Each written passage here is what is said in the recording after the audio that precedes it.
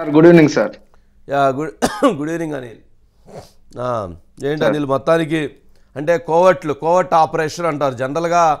ఇవి మనము ఆ, ఆ, ఆదిత్య 007 ఓకే, లేకపోతే లేని పక్షంలో ఆదిత్య 001 లేక రా కానీ ఇట్లాంటి కొన్ని మూవీస్లో ఉంటాయి, మామూలుగా వాటిలో ఉండవు. మరి ఇలాంటి రాజకీయాల్లో మాత్రం ఇవి జరుగుతుంటాయి.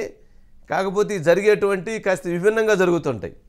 ఏంటి ఇటువంటి పరిస్థితి వైసీపీ వేస్తున్నటువంటి స్కెచ్ మరి టీడీపీ జనసేన అతలాకుతలం అవుతుందా, లేదా టీడీపీ జనసేన తెలుసుకొని అడుగులు ముందుకేస్తుందా, ఏంటి ఈ అంశం మీద ఏంటి ఎలా చూడవచ్చు అంటారు? అలాంటి జరిగేటువంటి అవకాశాలు ఎంతవరకు ముందుకు వెళ్తున్నాయి అనుకోవచ్చు? సార్, రియల్ లైఫ్ లో కోవర్ట్ ఆపరేషన్ సహజ సిద్ధంగా జరుగుతాయి. అంటే రియల్ లైఫ్ లో ఏంటంటే మన సినిమాల్లో చూసాం, హీరో పక్కన ఉండాల్సిన వ్యక్తి ఏదైతే విలన్ దగ్గర ఉంటాడు, విలన్ దగ్గర ఉండాల్సిన ఒక వ్యక్తి హీరో పక్కన ఉండి వాళ్ళ ఆపరేషన్స్ ఎప్పటికప్పుడు కనిపెట్టి దెబ్బతీసే ప్రయత్నం చివరికి అంతిమంగా తెలుస్తుంది అనమాట కోవర్ట్ ఆపరేషన్ ఇది అని. అనేక సినిమాల్లో తెలుసు. రియల్ లైఫ్ ఎక్కడ ఉంటుందంటే మన బోర్డర్ లో ఉన్నటువంటి ఆర్మీ కావచ్చు, లేదంటే రా కావచ్చు, కొంత కేంద్ర సర్వీసులో వ్యవస్థలో ఉన్నటువంటి పెద్దలు కోవర్ట్ ఆపరేషన్స్ ఎక్కువ నడుపుతారు. ఎందుకంటే జాతీయ భావాల దృష్ట్యా, జాతీయ ప్రయోజనాల దృష్ట్యా. అయితే రాజకీయాలలో కూడా ఇది ఒక గడిచిన 10-15 ఏళ్ల నుంచి వచ్చింది. ఎందుకంటే గతంలో ప్రత్యర్థిని డైరెక్ట్ గా ఢీకునేవాళ్ళు, నేరుగా అంటే ఒక పోటీలో బరిలో దిగి నువ్వా నేనని తేల్చుకునే పరిస్థితి. ఇప్పుడు mind game, psychological game, physical game ఇవన్నీ దాటిపోయి సోషల్ మీడియా వారు లేదంటే స్ట్రాటజీ వారుగా రాజకీయాలు తయారైన పరిస్థితి. ఈ నేపథ్యంలో వచ్చిన మార్పుల్లోనే ఈ కోవర్ట్ ఆపరేషన్లకి తెరదీశారు. అయితే మీకు ఒక చిన్న ఎగ్జాంపుల్ చెప్తా సార్.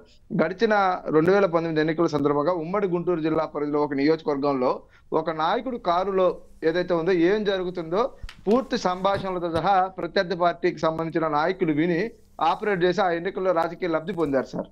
అంటే ఏ స్థాయిలో ఈ ఆపరేషన్లు ఉంటాయంటానికి ఇది ఒక ఎగ్జాంపుల్. ఇది జరగదు అనడానికి లేనే లేదు. ఇందాక మీరు చెప్పినట్లు వైసీపీ, టీడీపీ, జనసేన ఈ 3 పార్టీలకి రాజకీయ మనుగడను నిర్దేశించేది ఏదయ్యా అంటే రాబోయే 2024 ఎన్నికలు. ఎందుకంటే 2 జాతీయ పార్టీల చేతుల్లోకి ఈ రాష్ట్రంలో ఉన్నటువంటి పార్టీల భవిష్యత్తు వెళ్ళబోతా ఉంది. ఎగ్జాంపుల్ గా చెప్తా ఉన్నది ఏంటయ్యా అంటే పూర్తిగా ఇప్పుడు ఉన్న బీజేపీ కేంద్రంలో తిరిగి అధికారంలోకి వస్తే ఈ రాష్ట్రంలో ఓడిపోయే ఏ పార్టీ ఉంటే ఆ పార్టీని పూర్తిగా కైవసం చేసుకుంటుంది. లేదు యూపీఏ కనుక ఎన్డీఏను ఓడించి అధికారంలోకి వస్తే సహజ సిద్ధంగా దాని అనుబంధంగా ఏర్పడిన పార్టీగా ఉన్నటువంటి వైఎస్ఆర్సీపీ కనుక ప్రతికూల పరిస్థితుల్లో ఉంటే ఆ పార్టీని అటు అడాప్ట్ చేసుకునే పరిస్థితి మరొక అవసరం, అంటే మరొక అంశం రూపంలో. అంటే రాజకీయ నాయకులు వైసీపీలోంచి టీడీపీ జనసేనలోకి వచ్చినటువంటి కోవర్ట్లే కాదు, మీడియా రూపంలో వచ్చేటువంటి కోవర్ట్లు కూడా ఉంటారు. అలాగే పోలీస్ డిపార్ట్మెంట్ త్రూ కొంతమంది అట్లా వచ్చేటువంటి వాళ్ళు ఉంటారు. కాకపోతే ఏంటంటే పార్టీలో వచ్చినటువంటి వాళ్ళకి పార్టీలో జరిగేటువంటి అంతర్గతంగా జరిగేటువంటి సమావేశాలని వాళ్ళు హాజరవుతారు, లేకపోతే వాళ్ళకి అత్యంత సన్నిహితంగా ఉండేటువంటి వాళ్ళు హాజరవుతారు. కాబట్టి ఆ కోర్ కమిటీలో ఉండేటువంటి ముఖ్యమైనటువంటి అంశాలు బయటకు వచ్చేటువంటి అవకాశం ఉంటుంది. అది వాళ్ళకి అందిపుచ్చుకోవడానికి కూడా ఎక్కువ ప్రయోజనం ఉంటుంది. కాబట్టి మీరు అన్నట్టు రియల్ లైఫ్ దాంట్లో ఉండేది దీంట్లో ఉండేది, దీంట్లో ఉండేది దాంట్లో ఉండిద్ది. కాబట్టి అది మరి ఇప్పుడు ఇంతకీ ఏదైతే వచ్చినటువంటి ఆ 2 పాములు పట్టుకుంటారా, రాబోతున్నటువంటి ఆ 4 పాముల్ని పట్టుకుంటారా, లేక ఈ వచ్చినటువంటి పాములు గుర్తించేటువంటి పనిలో ఇదైపోతారా అనేటువంటిది చూడాలి.